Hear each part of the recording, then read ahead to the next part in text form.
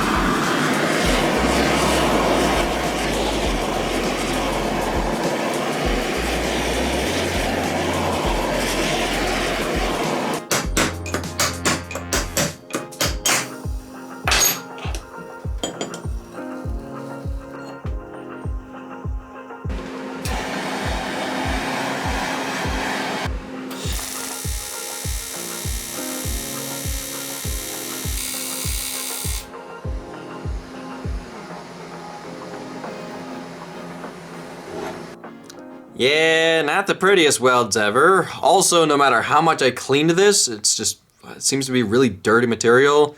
You can see just a lot of black carbon buildup. So yeah, I don't know what I'm doing wrong. I'm cleaning the heck out of it, and still it's just really dirty material. Yeah, the more I'm using this Everlast Typhoon 230 TIG welder, the more I'm really liking this thing. I know I'm supposed to do a review of this pretty soon, but I'm still getting used to it and still learning its features.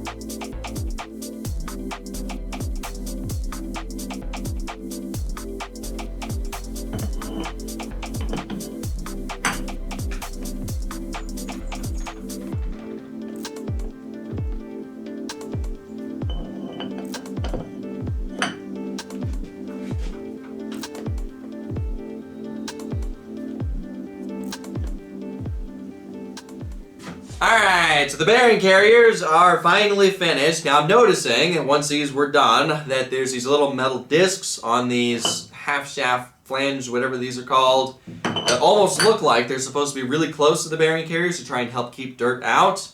But there's about a 1/4 inch gap between the bearing carriers and the little metal discs. And I do have some 1/4 inch plastic sheets that I could make some washers out of to put in between there to try and help keep dirt out, so I may do that. Now that the bearing carriers are finally done, these gonna took a really long time to make. Now we can start working on figuring out how we're gonna seal off this differential. I'm gonna do it very similar to how I did it for the Mini Baja Bug project, except for that one, I just put grease in it, so it didn't really need to be super sealed. This one has to be filled with oil, so I'm hoping that I can get it to where it doesn't leak oil everywhere. So we need to bend up a couple of metal sheets, or aluminum sheets, and then weld it to this piece of aluminum, and I need to machine another piece of aluminum that goes in between the differential and the bearing carrier, around where the bearing fits onto. So therefore, I'm going to slide it in place. I can just add silicone, or not silicone, gasket maker to this and that, or hopefully it'll seal this whole thing off.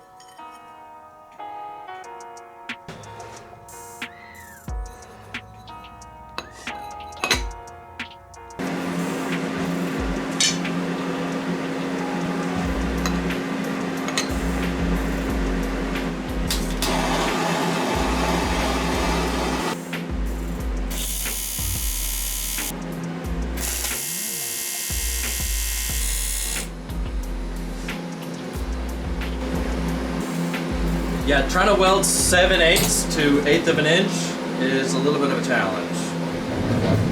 I'm like crank the amperage up, see if that does anything.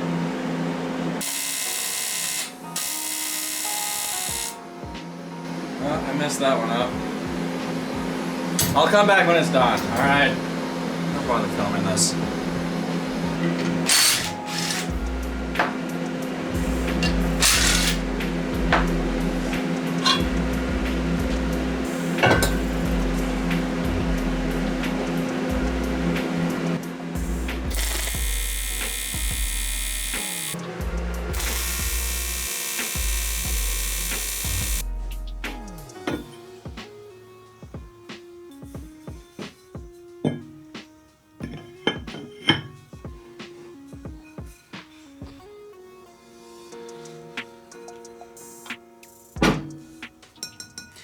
Yeah, trying to weld really thick aluminum to really thin aluminum is always a challenge, but I was able to get it to work. Now, last thing we have to do to this aluminum piece is we need to machine a custom bung and weld it in place, because we do need to have a way to be able to fill this thing full of oil and drain the oil when it's fully assembled. And I think the easiest way to do that is just machine a custom bung, weld it in place. I'll also machine a bolt that gets bolted into the bung, so therefore I can undo the bolt to fill it up with oil or drain the oil, whatever I need to do, and then I can put the bolt back in place to seal it up again. Once we do all that, then this aluminum piece is finished.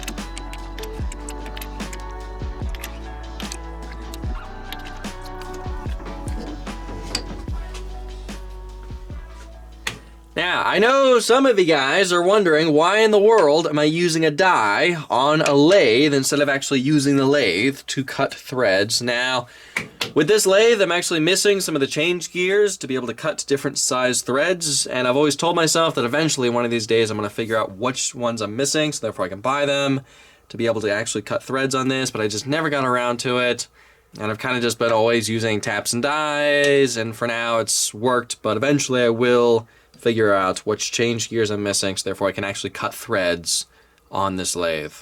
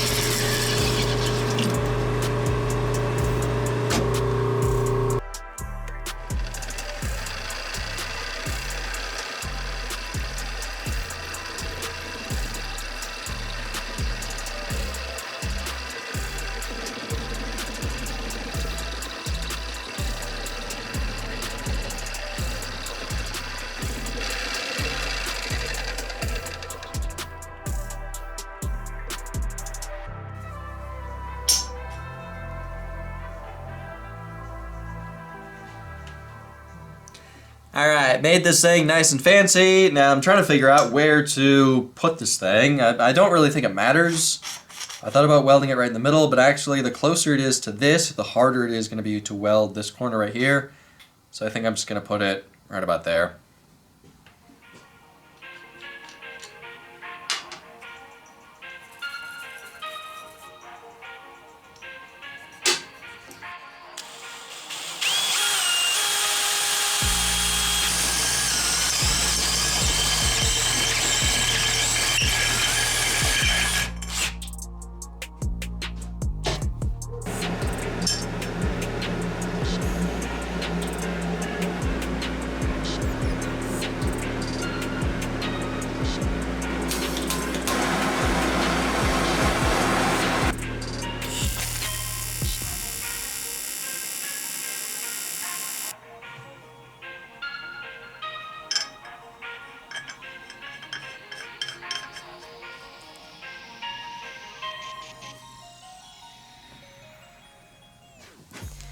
Alright, last thing we need to do to this whole setup, so therefore we can finish this, is we need to seal off these holes on this side. Now, I've been looking at this, trying to think of how am I going to do this. I originally thought of trying to weld this, like weld something in there, but I think I would have to braze it because this is cast, it's not cast iron, I think this is cast steel, and I'd probably have to braze it. I'm not really set up for brazing, so I think the easiest way to do this would be I'm going to take this cover off. I'm going to bore these out to where they're perfectly round, and then I'm going to press fit steel slugs in here. But I can't do too tight of a press fit because I think this is, with cast material like this, I think it's a little bit brittle, and I don't want to do a really tight press fit and all of a sudden it cracks. So I'm going to do a light press fit, and then to hold them in place, I'm going to drill and tap holes on either side and thread bolts in there. Then I'm going to either use a bunch of JB Weld or a bunch of red Loctite to hold everything in place.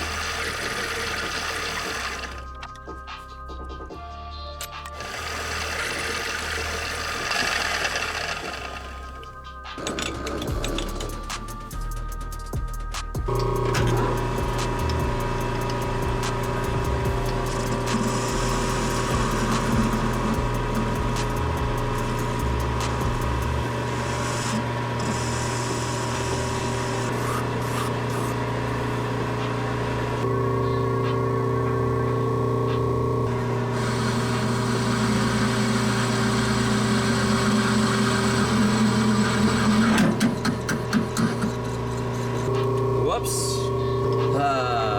That didn't work.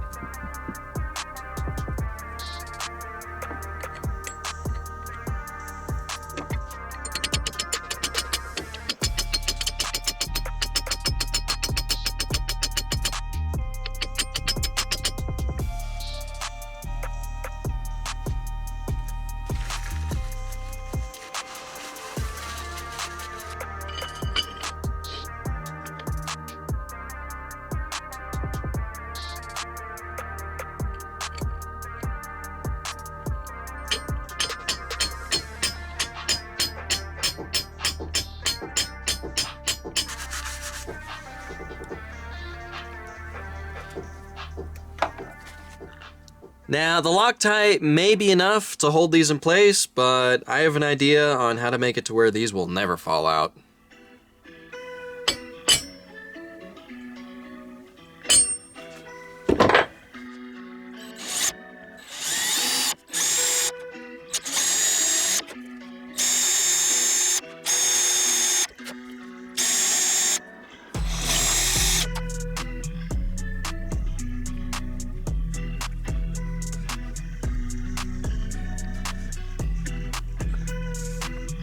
Alright, so because I used some oil to tap these threads, I'm gonna clean this with some brake clean and then douse this in permanent thread locker and put these tiny little bolts in here, and that should definitely keep these in place.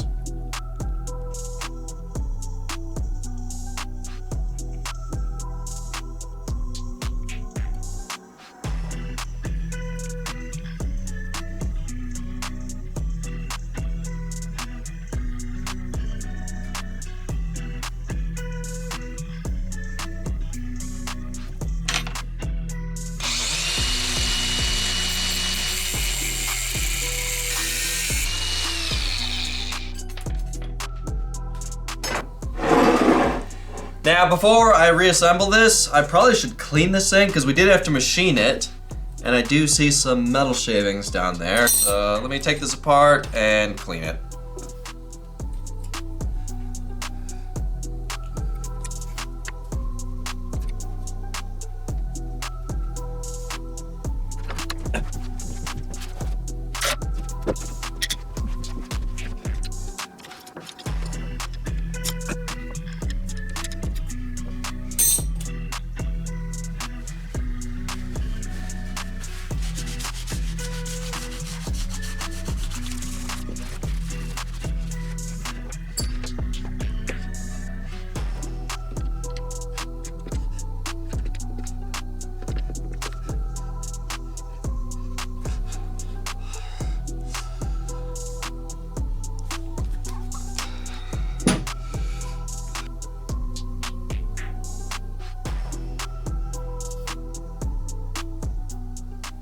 Yeah, 3 weeks of work right here, but I think it's finally finished.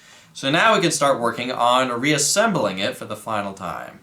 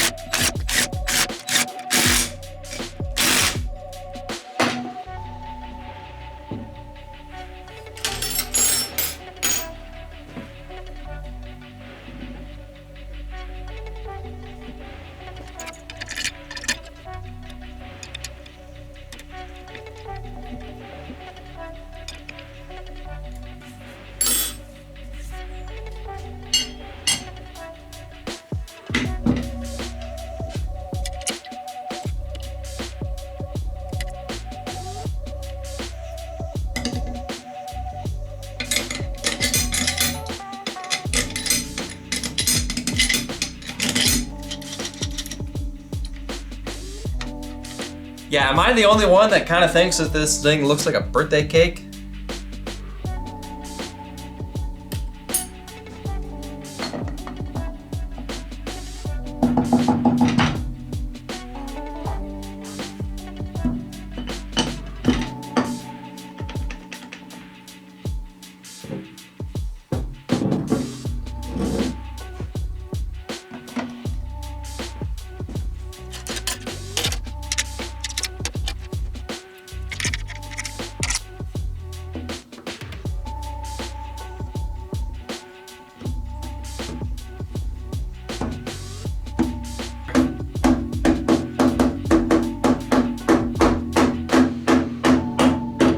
There it goes.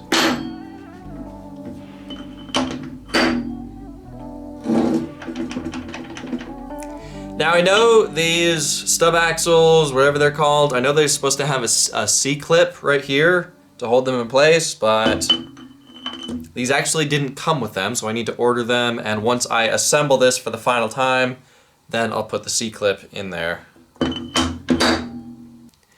Yeah, I'll admit, this thing is rather large. I am kind of curious how heavy it is. Let me pull out the scale.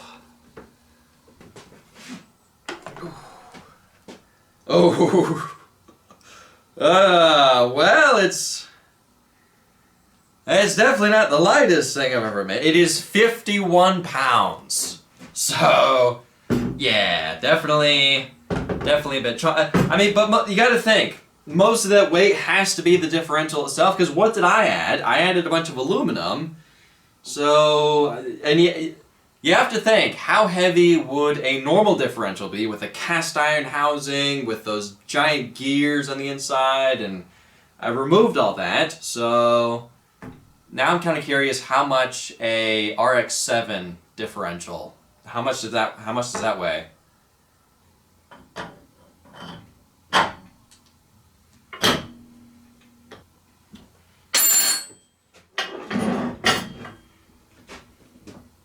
Is it me, or does this not look very wide? I mean, you know, I don't know. I guess Mazda Miatas and RX-7s aren't very wide vehicles.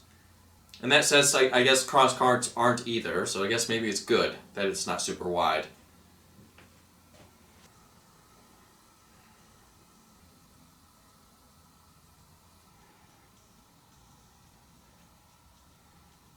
So, I'd love to test the electric reverse. I'm really curious to see how well that's going to work, because I'm curious how fast it's going to spin.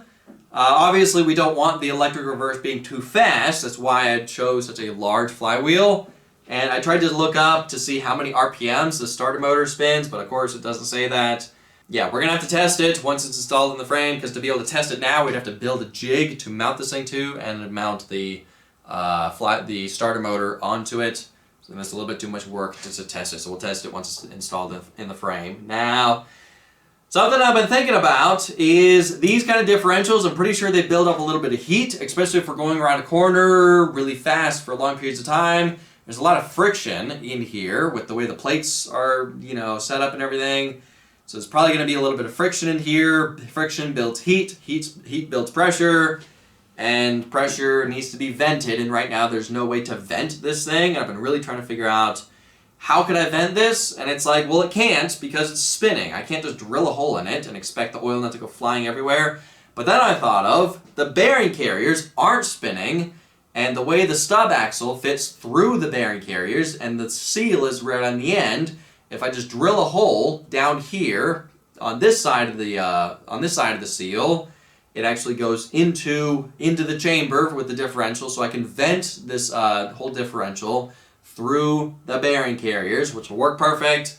And I'll install that once I install this in the frame. Now, I'd love to start working on actually building this cross kart, but I don't really have everything I need right now. I like to have most of the stuff I need to build this so I can lay everything out and start building the frame around the stuff I have.